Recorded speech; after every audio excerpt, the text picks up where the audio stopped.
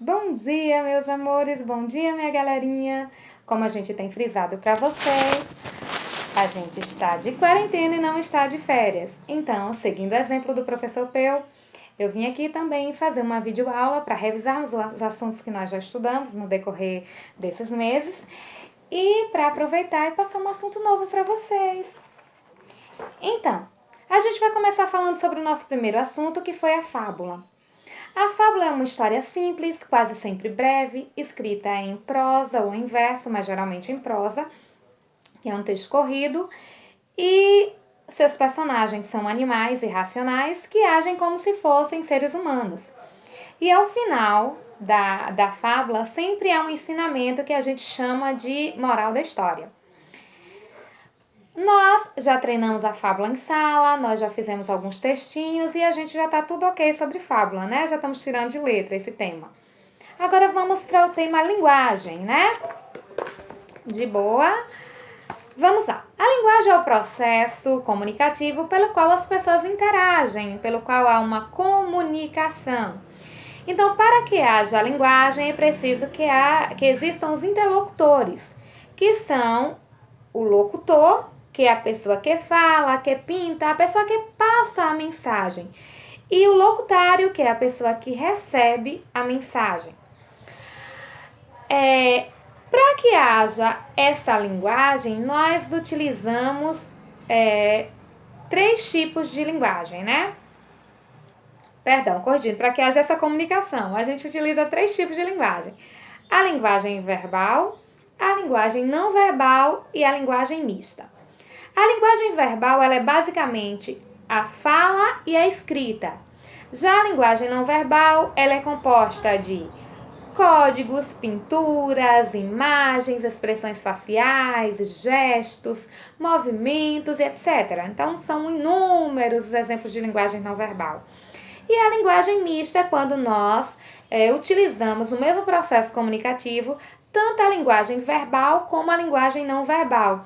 E eu dou como exemplo para vocês a história em quadrinho, que a gente tanto faz a leitura das imagens ali presentes, quanto do texto escrito. Tá tudo bem até aí? Então, vamos lá. Nós também estudamos a variação linguística. O que é variação linguística, professora?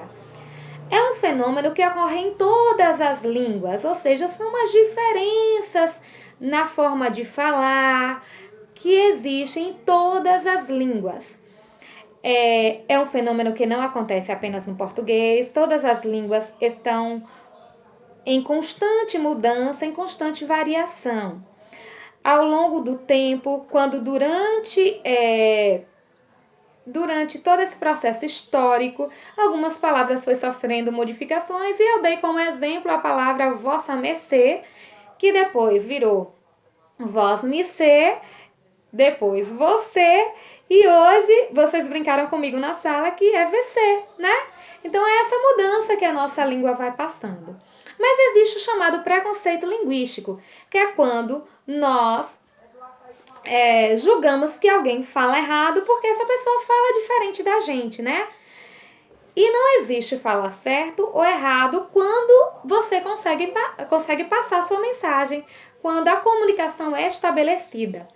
Algumas pessoas, por exemplo, falam flor, outras falam fro, mas isso é apenas uma variação linguística, né? Não é que ela está falando errado.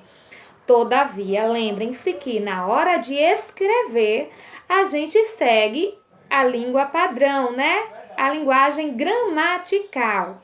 Então, eu não posso escrever a palavra flor com R, né? Eu tenho que escrever com L, flor, não fro. Isso na hora da escrita. Mas, para que haja comunicação, eu não preciso estar julgando quem fala fro. E existem várias coisas, vários processos que ocasionam essas mudanças. Existem as questões geográficas, né? Por exemplo, em São Paulo, o R, no interior de São Paulo, ele é falado de forma mais forte, mais vibrante. A palavra porta, por exemplo, aqui nós falamos na Bahia porta, E lá em São Paulo eles falam porta, né? Eles usam R doble. E quando a gente fala aqui, por exemplo, a palavra macaxeira, né? Que é a nossa mandioca. Em alguns lugares chamam de macaxeira, outros lugares chamam de mandioquinha. A nossa tangerina, em alguns estados, ela é chamada de mexerica. Então, todas essas são variações linguísticas, né? Mas nós já frisamos muito isso na sala e quando nós nos encontrarmos novamente, eu vou dar uma pincelada maior nesses assuntos. E hoje eu vou trazer para vocês, né, a questão da língua, a língua escrita, a língua falada, para que nós possamos estudar os códigos, né, que é a letra, que é o código, e o fonema, que é o som. E aí a gente tem a língua, ela não é só esse músculo que a gente tem dentro da boca, como o Pro explicou na sala.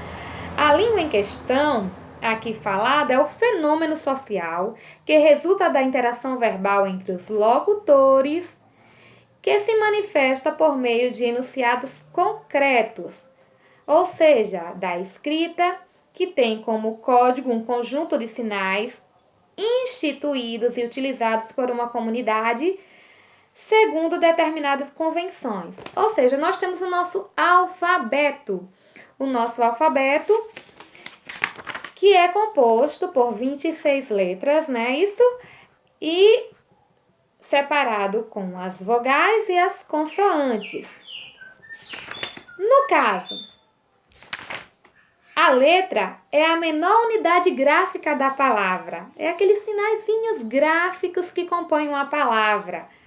Já o fonema é o som que essas letras têm. Estou falando de forma mais fácil assim, por nós estarmos à distância e eu não ter a possibilidade de escrever para dar exemplo. É possível que uma palavra tenha mais fonemas do que letras. Por exemplo, a palavra táxi. Ela tem apenas 4 letras. T, A, X, E. São as unidades gráficas, são as 4 letras que compõem a palavra táxi. Porém, ela tem 5 fonemas, porque a letra X tem som de KS, táxi. Então, são 4 letras e 5 fonemas.